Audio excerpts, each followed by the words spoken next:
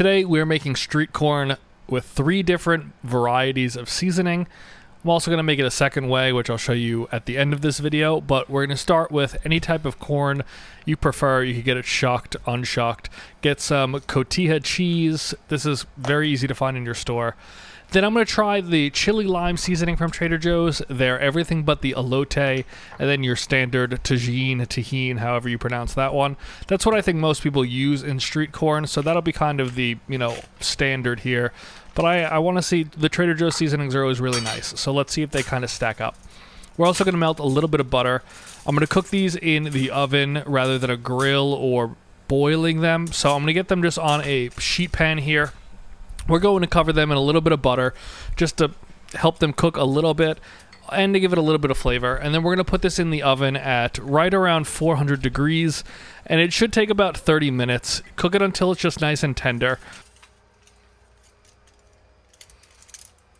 Here we go, popping it in. I'm going to keep it on the lowest setting. Obviously, I still use a toaster oven because I don't have a working oven, but I'm going to keep it nice and low, and then around halfway through, I am going to come in, flip these a bit, butter them, and then just to get a little bit of browning on them, at the end, I'm going to move them to the midpoint of my oven and put it on broil, just to kind of get a nice bit of a brown on the top.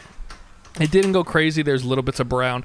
I was just trying to replicate what a grill would be like. You don't need to go crazy here. I don't think it's going to add a ton of flavor difference, but I just was trying to get a little bit of that browning.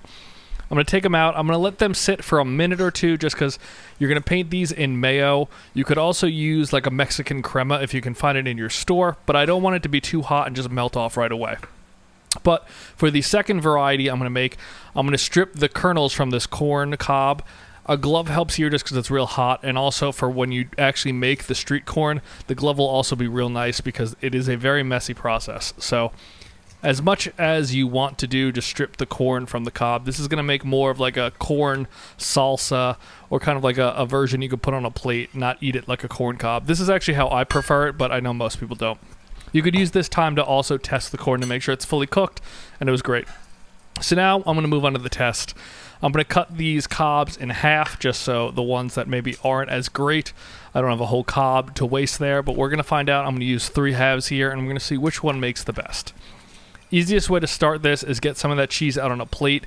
You're going to roll the corn through it. It's kind of like doing a deep fry here where you dredge things. It's a very similar process, but instead of egg, we're using mayo. This is when you would use the crema if you can find it.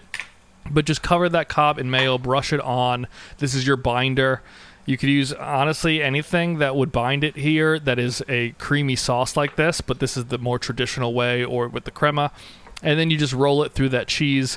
That is the bulk of what you're doing here. And then you top it with your variety of seasoning, and that's where I'm testing the 3 different versions. So they're all going to be this base. But I'm going to do this over the sink also so I don't make a complete mess. But just try to pour it around the outside. It'll stick to the cheese and the mayo mixture. But now just repeat that process for all 3. I'm very interested to see how this is going to turn out. Obviously, the more mayo you do, the more cheese that will stick to it, or the more crema you use, the more cheese. So you can kind of control this however you want.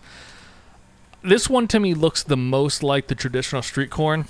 The Tajin also does look very similar, but let's find out. I'm going to have my wife be the taste tester here just to find out. But here we have the 3 varieties. They all look very good. They look very different, which is interesting.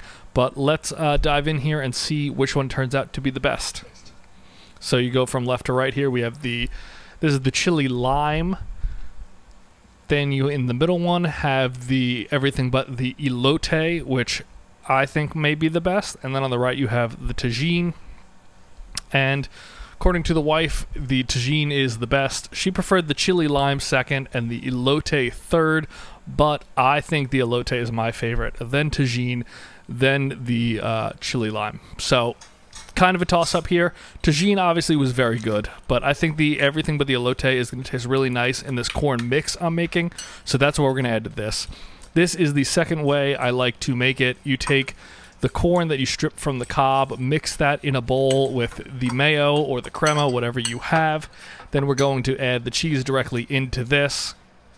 And then on top of that, we're going to just add the seasoning of your choice, mix that all together. For all of these, you could also add lime.